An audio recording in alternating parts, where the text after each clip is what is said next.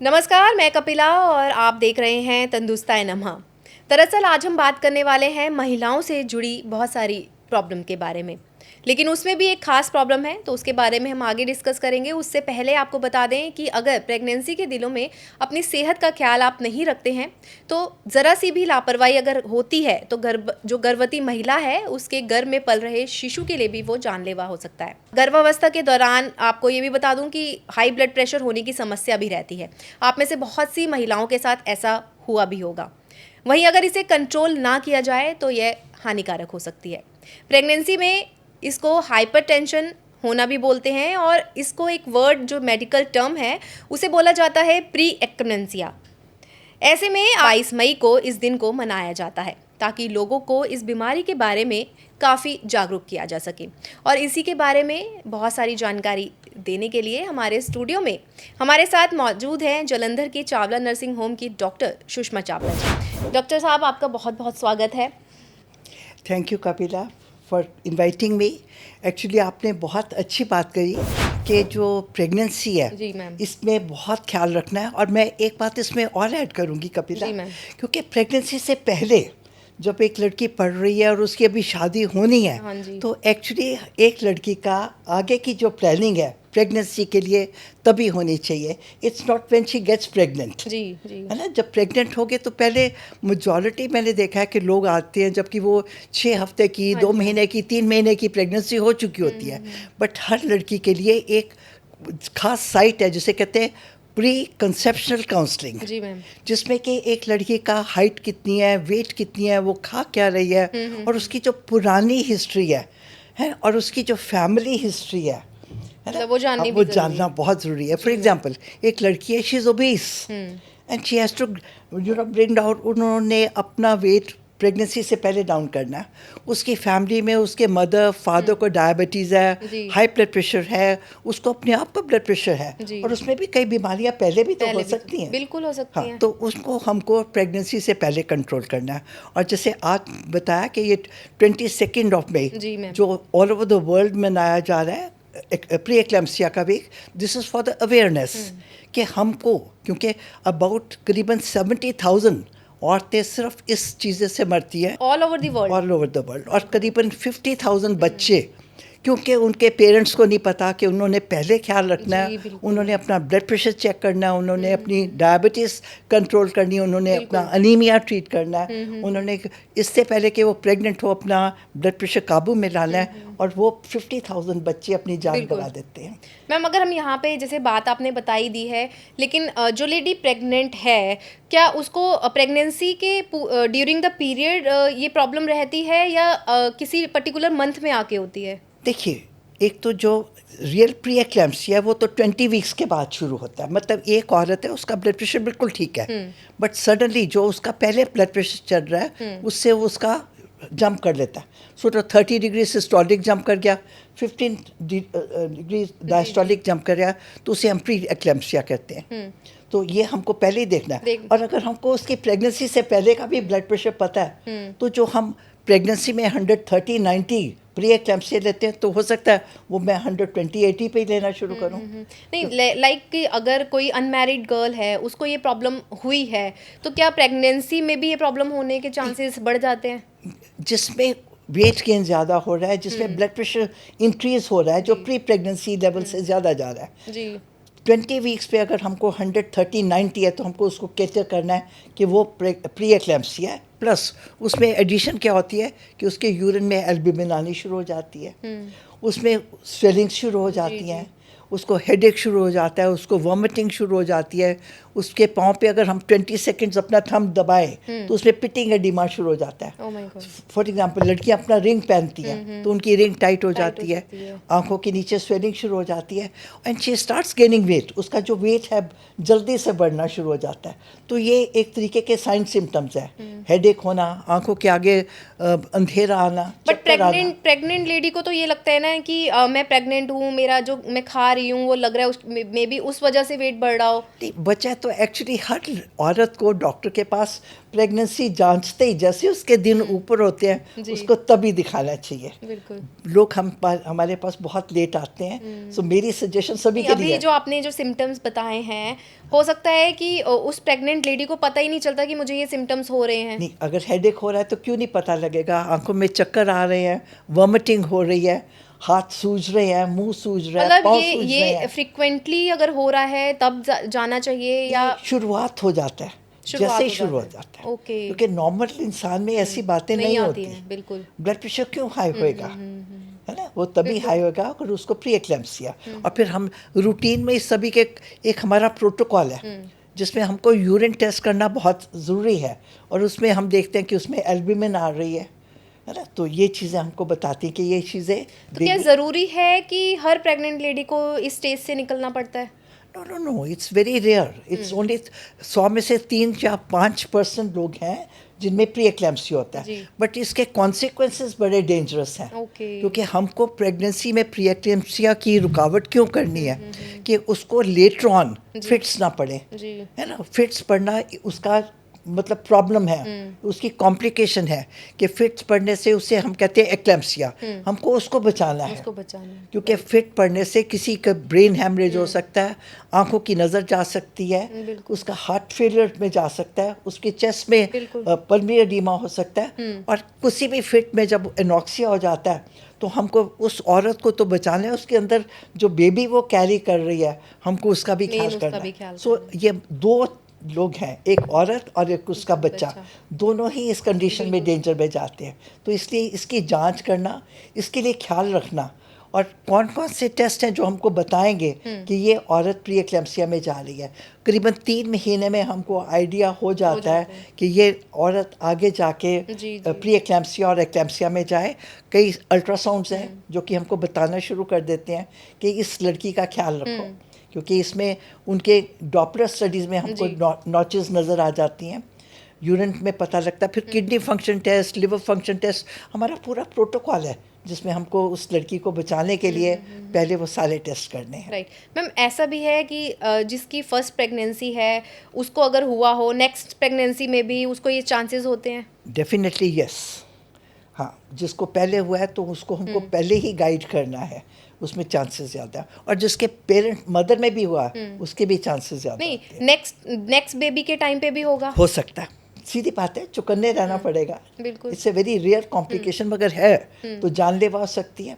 और इसके केस में जिसमें कि प्री एक्लैम्सिया, तो बच्चा कैसे सफ़र करता है, इसके जो ब्लड वेसल्स हैं जो आमतौर पे जो प्लेसेंटा है ना, उसमें डायलेट होके अच्छी सी ब्लड सप्लाई जाती है बच्चे को। इसमें वो कंस्ट्रिक्शन हो जाती है, बच्चे तक ऑक्सीजन, बच्चे तक ब्लड ज़्यादा नहीं पहुंच पाता, सही से नहीं जिससे कि उसकी जो ग्रोथ है वो रुक जाती है। जी। उसे कहते हैं इंट्रा यूट्राइन ग्रोथ रिटार्डेशन। छोटे बच्चे आ जाते हैं क्योंकि माँ को बचाना है, इसलिए हमको उसका रियल ट्रीटमेंट ही है बेबी को डिलीवर करना। तो अगर माँ को बचाने के लिए हमको बेबी को टाइम से पहले डिलीवर करना पड़ता है तो बेबी छोटा आ जाता है, उसको हमको आईसीयू में रखना पड़ता है। ये मतलब प्री डिलीवरी हो जाती है। प्री एक्लैम्सिया किस स्टेज पे होता है, कितना ज़्यादा है, माइल्ड है, मॉडरेट है कि सवियर है, जी। उसके अकॉर्डिंगली हमारा एक्शन है। सपोज़ अगर मेरे को लगता है कि भी ये बड़ा सवियर है, अगर मैं इस औरत की डिलीवरी नहीं करती तो पेट में इंट्रा यूट्राइन डेथ होने का चांस है। अभी 4 दिन पहले ही मेरे पास एक पेशेंट आई जिसमें बच्चा पेट में ही डेड था, और हमको इतना दुख लगा कि उसकी चेकअप, क्योंकि वो मेरे ख्याल डॉक्टर ये कौन से मंथ में या कौन से वीक्स में? ये तो अभी डिलीवरी होने में अभी सिर्फ 1 महीना ही रहता था उसका। जब वो आई है तो बेबी डेड है। क्योंकि आजकल हो क्या रहा है कि हम डॉक्टर्स बहुत अच्छा करना चाहते हैं पेशेंट्स के लिए, मगर पेशेंट, बहुत से लोग गूगल में पढ़ के अपने रिश्तेदारों से पूछ के मेडिकेशन बहुत ले लेते हैं। उनको ये नहीं पता कि उनको डॉक्टर पे फेथ है, बिलीव करना चाहिए। जब वो डॉक्टर के पास आए तो डॉक्टर तो उनके लिए अच्छा ही करना चाह रहा है, तो वो फिर क्यों नहीं कहना मानते। और बहुत सारे लोग हैं जिनका हम घर पे ट्रीटमेंट कर सकते हैं, बट उनको कई बार आना पड़ता है, और कई बार हमको लगता है कि ये पेशेंट है जिसको मैं रख के ज़्यादा अच्छा देख सकती हूँ, मैं उसकी जान के लिए ज़्यादा अच्छा कर सकती हूँ, उनकी कॉम्प्लिकेशन मैं बचा सकती हूँ, उस बच्चे को मैं बेटर केयर दे सकती हूँ, तो उसमें हम एडमिट करते हैं। क्योंकि एडमिशन में राउंड द क्लॉक हमारा नर्सिंग स्टाफ है, डॉक्टर्स हैं, उसमें कोई भी कॉम्प्लिकेशन अगर आ रही है तो हम उसको पहले ही देखते हैं। मैम जब ये प्रॉब्लम चल रही है तो उसके मतलब ड्यूरिंग दिस प्रॉब्लम हमें अपनी डाइट पे भी थोड़ा सा ध्यान देना पड़ता है। हाँ बहुत, क्योंकि जब स्वेलिंग होती है तो बहुत सारे इंडिकेटेड है कि हम बहुत ज़्यादा नमक वाली चीज़ें ना खाएं, बहुत इसमें फ्लूइड रिटेंशन होता है, तो उसमें भी हमारे डाइटिशियन और वो उसके बारे में बताते हैं कि what diet she is suppose to take. तली हुई चीज़ें ज़्यादा नहीं लेनी क्योंकि इसमें लीवर भी अफेक्टेड होता है ना। बट ऐसे टाइम में तो अंदर से ही मन करता है कि हाँ भाई ये चीज़ें खानी है या कैसे है। हाँ, मगर फिर भी हमको कुछ ना कुछ तो कंट्रोल करना ही पड़ेगा। ये सो मच सो कि हम आइज़ का भी टेस्ट करते हैं, फंडस एग्जामिनेशन करते हैं। उसमें क्या देखते हैं कि अगर आइज़ के पिछले पर्दे में कुछ हैमरेजेस हो रहे हैं तो हमको इनडायरेक्टली पता लगता है कि ये किसी टाइम प्लेसेंटा अपनी जगह से सेपरेट जी, होके जी, जी। डिटैच होके बच्चे का एकदम से खुराक कम करेगा, उसे हम कहते हैं एक्सीडेंटल हैमरेज। ऐसी चीज़ें भी हो जाती हैं और मिनटों में बच्चे की धड़कन गायब हो जाती है। सो मतलब वही बहुत पेशेंट, रिस्की है ये। हाँ उस पर शी लैंड्स विथ ब्लीडिंग और मे बी एकदम से पेट में बहुत ज़्यादा पेन होती है और जो फीटल हार्ट है वो एकदम से गायब हो जाता है, बेबी गोज डेड। सो हमको मदर को और बच्चे दोनों को बचाना है। It's a very delicate decision और पेशेंट को हम काउंसल करते रहते हैं कि उसको क्या क्या करना है, लेफ़्ट साइड पे लेटना है, डीप ब्रीदिंग लेनी है, मेडिटेशन करना है, उस टेंशन नहीं लेनी, और जो ब्लड प्रेशर है वो उसका रिकॉर्ड रखते हैं, उसके किडनी फंक्शन, लिवर फंक्शन का ख्याल करते हैं, उसमें यूरिनरी आउटपुट कितनी चल रही है, जी, जी। सो ये देखना है। सो मैम एक बार फिर हमारे दर्शकों को आप थोड़े से जो इसके सिम्टम्स या लक्षण हैं वो बता दो। अब पेशेंट जब भी कभी आता है तो उसका अगर ब्लड प्रेशर 130/90 से ऊपर होता है तो हम उस कैटेगरी को आम से ज़्यादा ध्यान में रखते हैं। जिसके पाँव पे, उंगलियों पे, फेस पे स्वेलिंग है, जिसको हेडेक है, जिसको वॉमिटिंग होती है, और जिसके राइट साइड अपर एब्डोमेन में जहाँ पे लिवर है जी, वहाँ पे पेन हो, या कोई ब्लीडिंग के चांसेस हो जाएं, या बेबी कम हिले, और अल्ट्रासाउंड में जब हम लगे कि baby intra uterine growth retardation है, उसका अंदर का फ्लूइड कम है, एमनियोटिक फ्लूइड कम है, और कई बारी पेन है, तो हम, और अगर बच्चा को पेट में इंट्रा यूट्राइन फीटल डेथ होने का कारण हो सकता है प्री एक्लैम्सिया, तो हम वक्त पे उस पेशेंट को या तो डिलीवर करेंगे या उसका ऑपरेशन करेंगे। वो सब कुछ हम पेशेंट के साथ, उसके हस्बैंड के साथ, उसकी फैमिली के साथ डिस्कस करते हैं, क्योंकि इट्स ए यूनानिमस डिसीजन। उनको ये लगना चाहिए कि जो उनके लिए हो रहा है वो ठीक हो रहा है, बिल्कुल, बिल्कुल। क्योंकि आजकल बिलीफ बहुत कम है, बिलीव बहुत कम है, exactly। उनको लगता है कि डॉक्टर अपने शौक से ही ऑपरेशन कर देते मतलब हैं। बहुत सारी चीज़ें डॉक्टर पे थोप दी Yes, जाती हैं कि yes, अपने yes। बेनिफिट के लिए True, ये चीज़ें true, हो true, रही हैं, true। है ना। तो इस अगर आप प्रॉपर अगर एक डाइट की बात करें तो इस प्रॉब्लम में डाइट को वो कैसे मैनेज करेगी। देखिए, डाइट तो किसी भी प्रेग्नेंट लेडी की बहुत अच्छी होनी चाहिए, मगर इसमें थोड़ा नमक कम और तली चीज़ें कम है। अदरवाइज वी यूजुअली से प्रोटीन, कार्बोहाइड्रेट्स, सब- फैट्स, उसको हमारे डाइटिशियन उसकी कितनी हाइट है, कितना वेट है, जी, जी। इनिशियली बॉडी मास इंडेक्स क्या था उसके मुताबिक फर्स्ट ट्राइमेस्टर में, सेकंड में, प्लस क्या क्या चीज़ इस टाइम है। कोई पेशेंट अनीमिक है तो उसकी डाइट टोटली अलग तरीके से होगी as compare to the person who is very good in haemoglobin. So ये सब चीज़ें देखने वाली मैम एक टर्म है जेस्टेशनल हाइपरटेंशन, तो क्या ये भी इसी के अंडर आता है। या ये भी है, क्योंकि इस ये प्रेगनेंसी के दौरान ही ब्लड प्रेशर होता है और लेटर ऑन ठीक हो जाता है। मगर ये कैटेगरी हैं जिसमें प्री एक्लैम्सिया या एक्लैम्सिया हुआ है किसी टाइम, या हाइपरटेंशन हुई है, तो इनको डिलीवरी के बाद भी हमको मॉनिटर करना है। 3 महीने 6 महीने तक देखना है कि ये लोग हैं जिनमें से कुछ परसेंटेज सारी ज़िंदगी भर ब्लड प्रेशर लेके चलेंगे। ओके अगर प्री क्लैम्पसिया की बात करें तो इसका चांस कब होता है कि ये अब ख़त्म हो गया है। 6 वीक्स के बाद काफ़ी अंदाज़ा शुरू हो जाता है, 3 मंथ्स तक पूरा पता लग जाता है। मतलब आफ्टर डिलीवरी ये प्रॉपर नॉर्मल हो जाता है। डिलीवरी के बाद भी जो 24-48 आवर्स है, जिसमें भी हम जैसे फॉर एग्जांपल वो मेडिसिन देते हैं जिसमें कि पेशेंट कोई फिट थ्रो ना करे, जी, जी। है ना, उसके बाद कंट्रोल हो जाता है, बट देखते रहते हैं। It's a very nice monitoring which should be done by the nursing staff और डॉक्टर्स के साथ। ऐसा भी है कि जिनके ट्विंस बेबी हैं या ट्विंस से ज़्यादा हैं उनको ज़्यादा प्रॉब्लम है।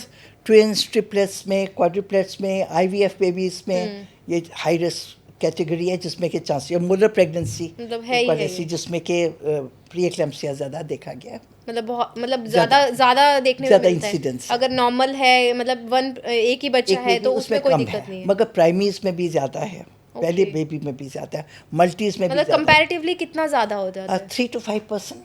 हाँ okay 3 to 5%. The total incidence is 3 to 5%. मगर उसमें ये सोच लो डबल हो जाएगा उसमें. मतलब वो डबल डबल बढ़ जाता है, जब जहाँ Yes, एक में होना है yes, वहाँ वो yes, डबल हो जाता है yes. चीज़ें, ऐसी ट्रिपलेट्स में हो जाएंगी Yeah. चीज़ें. तो जो गर्भ में पल रहा है बच्चा, वो उसका रिस्क फैक्टर कितना है?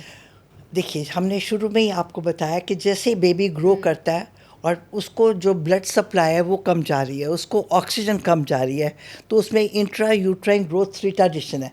एक बच्चा जिसका कि पैदा होता है तो 3 kgs का आएगा, बिल्कुल. वो बच्चा 2.4 kgs का आएगा, उसमें शुरू में ही वेट डिफरेंस हो जाएगा. और ये बच्चे हैं जब इंट्रा यूट्राइन ग्रोथ रिस्ट्रिक्शन है, उसकी ऑक्सीजन कम है, तो लेटर ऑन हो सकता है मेंटली भी वो पीछे सफ़र करें इन लाइफ, जी. है ना. और फिर इंट्रा यूट्राइन डेथ को तुमको बचाना है, हमको उस बेबी को डिलीवर तब करना है जब हमको लगे कि डॉपलर स्टडीज़ कह रही हैं कि उसका जो ब्लड फ्लो है उसका रिवर्सल हो गया. वो इंडिकेशन हमारे जो अल्ट्रासोनोलॉजिस्ट हैं वो बताते हैं डॉक्टर साहब अभी उस बच्चे को निकाल लो, है ना, क्योंकि हो सकता है वो 24 आवर्स में अंदर ही डेड ना हो जाए. सो हमको इमीडिएट एक्शन करना होता है. मैम कई बार ये भी सुनने में आता है कि अगर किसी को प्रीक्लैम्सिया हुआ है फर्स्ट बेबी में भी, तो वो इस डर से दूसरा बेबी नहीं करता कि पहले मुझे इतने सारे रिस्क हुए थे तो अब मुझे आगे नहीं करना है. Yes. तो ये कहाँ तक सही है? ये बात भी ठीक है, उनको डॉक्टर से काउंसल करना है, क्योंकि अगर उसकी अपनी लाइफ को रिस्क है तो it is the individual choice to have another baby और नॉट ए बेबी.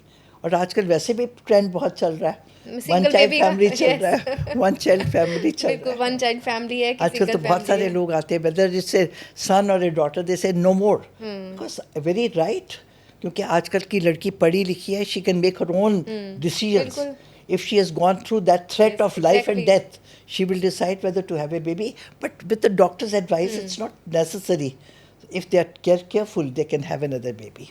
अगर इसके ट्रीटमेंट की हम बात करें, आपने शुरुआत में भी बताया, तो यहाँ मैं फिर से जानना चाहूँगी कि ट्रीटमेंट में प्रॉपर ट्रीटमेंट कैसे पूरा होता है इसमें? देखिए, अगर तो किसी भी पेशेंट को पहले ब्लड प्रेशर था और वो उन ब्लड प्रेशर की दवाइयों पे था, तो जब प्रेग्नेंट हो गया उस ब्लड प्रेशर के ऊपर कहा जाता है superimposed pre eclampsia. Okay. Blood pressure के ऊपर ये चीज़ एडिशनल चीज़ आ गई, तो हमको अपनी दवाइयाँ थोड़ी बदलनी है.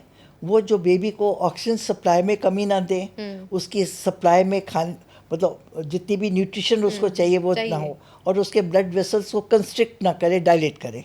सो we switch on to the safer medicine which are well tried. वो कहा जाता है एविडेंस बेस्ड मेडिसिन. सो हम वही चीज़ें देते हैं जो कि वर्ल्ड ओवर वेल ट्राइड है और बेबी के लिए सेफ़ है, मदर के लिए सेफ़ है.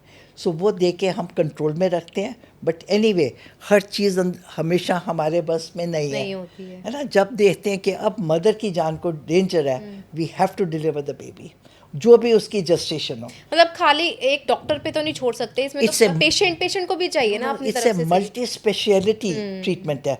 हम अपने बेबी को देखते हैं, न्यूनेटोलॉजिस्ट छोटे बेबी को देखते हैं, जो आई स्पेशलिस्ट उसकी आइज़ को देखते हैं, जो मेडिकल स्पेशलिस्ट उसके ब्लड प्रेशर को कंट्रोल करने में हमको पूरी मदद करते हैं. क्योंकि प्री एक्लैम्सिया में ब्रेन में, अगर वो एक्लैम्सिया में जाता है, ब्रेन में हैमरेजेस हो सकते हैं, रेटिनल हैमरेजेस हो सकते हैं, कार्डियक फेलियर हो सकता है ना, और उसमें जो साइटिस हो सकती है, एक्सीडेंटल हैमरेज हो सकता है, पेशेंट को ब्लीडिंग होके एकदम से इंट्रा यूट्राइन डेथ हो सकती है.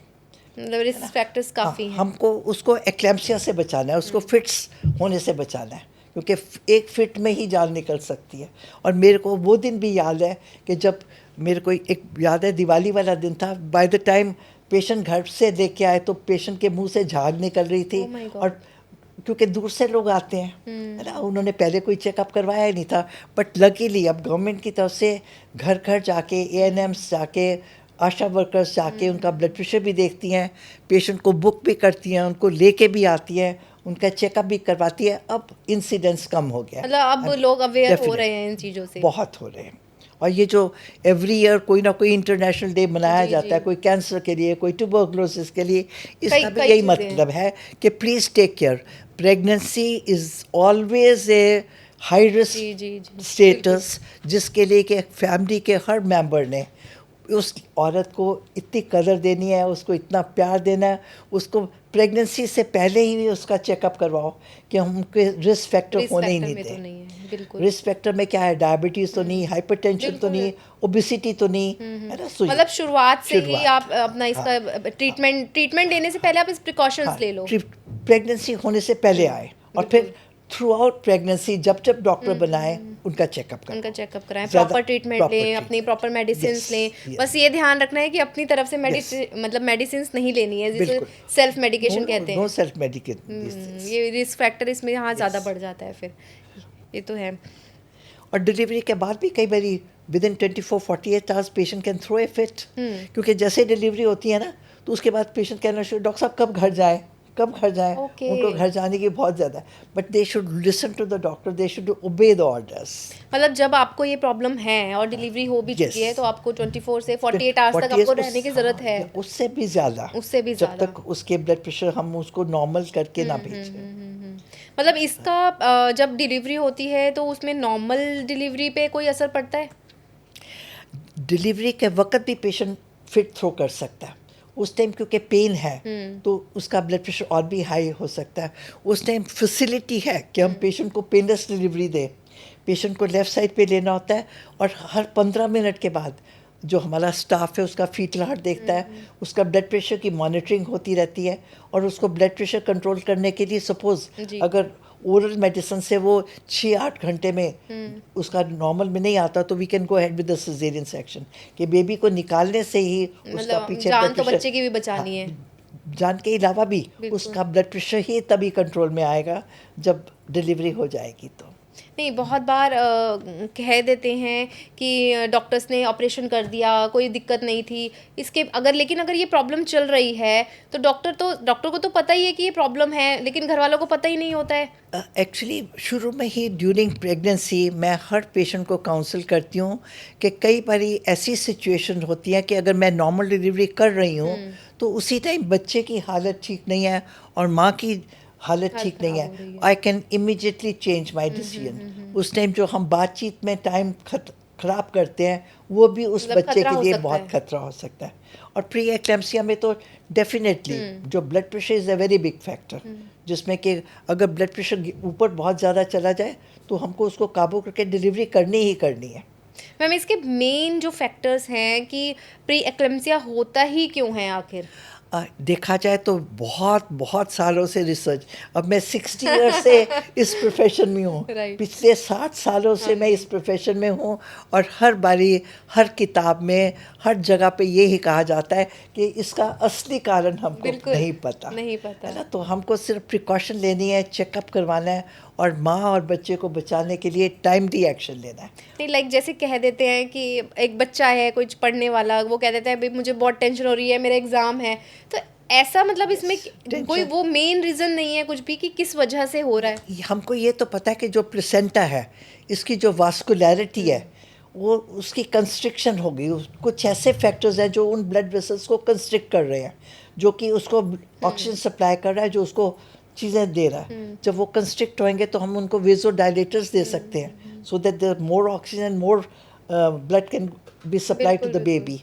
अब जब इसका बैलेंस हमारे मेडिसिन के कंट्रोल नहीं है, सोच लीजिए मैंने ब्लड प्रेशर के लिए मैक्सल दे दिया, एंटी हाइपरलोबेटिलॉल दे दिया, फिर भी कंट्रोल में नहीं आ रहा, तो हमको माँ को तो बचाना है ना। बिल्कुल माँ को बिल्कुल, तो बचाना, वो तो ज़रूरी है, पहले है वो। माँ हमेशा पहली है। बिल्कुल है, वो तो चीज़ें हैं ही हैं। तो मैम, अब यहाँ पे हमारे जो दर्शक हैं उनके लिए आप क्या एक मैसेज देना चाहोगे? मैं ये कहूँगी जैसे ही एक लड़की बढ़ती है उसकी हेल्थ का पहले ही ख्याल रखो।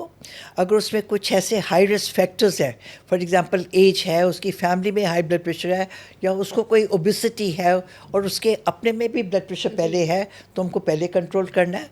और सपोज़ अगर वो प्रेग्नेंट हो गई है और हम देख रहे हैं कि उसमें उसका वेट बहुत ज़्यादा बढ़ रहा है, उस पर स्वेलिंग है, उसको कोई हेडेक्स है, उसके आंखों के आगे कोई अंधेरा आ रहा है या कोई चक्कर आ रहे हैं, तो हमको ब्लड प्रेशर करना। और अब तो मैंने कहना शुरू कर दिया है कि हर फैमिली में एक बीपी एपरेटस और स्टेथोस्कोप होना चाहिए, क्योंकि मैंने अपने पेशेंट्स को टीच करना शुरू कर दिया है। क्योंकि जो वेरिएशन इन ब्लड प्रेशर सोने के बाद, बैठने के बाद, लेटने के बाद, टेंशन के बाद, ये वेरी है। तो जब भी कभी ब्लड प्रेशर 130 से 160 हो जाए और डायस्टोलिक 100 से ऊपर जा रहा है, तो हमको पेशेंट को 24 आवर्स एडमिट करके देखना है। अगर दो डिफरेंट 4 या 6 घंटे के इंटरवल पे देखते हैं कि ब्लड प्रेशर 130-90 है, तो हमको उसको मेडिसिन पे डालना है जो कि मदर के लिए और बच्चे के लिए सेफ है। और फिर अगर किसी टाइम सवियर प्री एक्लेम्पसिया है तो माँ को बचाने के लिए, बच्चे को बचाने के लिए हमको किसी टाइम भी एक्शन में जाना पड़ता है। वो सिजेरियन हो सकता है और उस टाइम ये चीज़ें हम डिस्कस ना करें। काउंसलिंग और जो पेशेंट की एजुकेशन है उस टाइम बहुत ज़रूरी है, क्योंकि वो पहले ही इस चीज़ के लिए तैयार है कि doctor can change the decision. Ma'am यहाँ पे तो हमने ये प्री एक्लेम्पसिया की सारी बातें कर ली, लेकिन यहाँ मेरा भी पीछे डिस्कशन जब आपके साथ चल रहा था तो आपने एक क्या कहते हैं बैच और टैग पिंक और ब्लू कलर का कुछ, तो उसके बारे में भी थोड़ा सा आप बता दें। मेरा एक पैशन है, I am working on A ribbon movement, जिसमें मैं रोज़ अपने रिबन लगाती हूँ अपनी, जब मैं ओपीडी में बैठती हूँ उसमें blue ribbon is for cervical cancer, जो पिंक रिबन मैं पहनती हूँ वो that is for breast cancer awareness, कि अगर हर लड़की, हर औरत नहाते वक्त 5 मिनट अपनी ब्रेस्ट को पैल्पेट करके लगाए और कभी भी ज़िंदगी में उसके ब्रेस्ट में कोई लंप हो तो that can be a sign of cancer. So एकदम से डॉक्टर के पास जाना चाहिए। सो 29 विमेन एक घंटे में, 29 औरतें एक घंटे में ब्रेस्ट और सर्वाइकल कैंसर में मरती हैं, जो हम उनको सिर्फ अवेयरनेस के साथ बचा सकते हैं। सो आई वर्क ऑन इट। और white ribbon is for the women empowerment, क्योंकि जो लड़की काम करेगी, अर्न करेगी, तो उसको अपनी फैमिली पे, अपनी सेहत के लिए डिपेंड नहीं करना पड़ेगा। क्योंकि एज ए डॉक्टर मैं देखती हूँ कभी भी जब खर्चे की बात होती है तो फैमिली ये पूछती है कि डॉक्टर साहब कितना खर्चा होगा, और उसी टाइम जो क्वालिटी ऑफ जो मेडिसिन डॉक्टर ने देनी है उसी में कॉमा फुल स्टॉप लग जाता है, क्योंकि उस औरत के लिए खर्चा करने के लिए बहुत लोग खुश नहीं हैं। अगर वो वर्किंग औरत है, अर्निंग औरत है, तो उसको कभी अपना हाथ ऐसे नहीं करना पड़ेगा, हमेशा वो ऐसे करेगी, वो देने में काबिल होएगी, लेने में नहीं। So I think women should be empowered. और उसमें जो प्रेगनेंसी में आजकल जो लेटेस्ट है, हमारे पास पेनलेस डिलीवरी है, आजकल हम स्टेम सेल्स इकट्ठे करते हैं, और देखा जाए हम इतनी चीज़ें देखते हैं, तो health should be the top priority. मेरा एक संदेशा, एक मैसेज सभी के लिए है, 1 checkup a year for every member of the family, specially girls, है ना, क्योंकि ये लड़कियां जब स्कूल में जा रही हैं, कॉलेज में जा रही हैं, शादी से पहले, शादी के बाद, बच्चा होने से पहले, बच्चे होने के बाद, जब तक ओल्ड एज नहीं होती, एक चेकअप ज़रूरी है। हम अपनी नई गाड़ियों की सर्विसिंग कराते हैं ना, तो why not the body? This is the best gift of God, and I think we should love ourself, we should take care of our health. और कोविड ने हमको अच्छा सबक सिखाया, बहुत कुछ सिखाया है। हाँ, कि look after yourself. Thank you so much ma'am हमसे बात करने के लिए। It's a pleasure.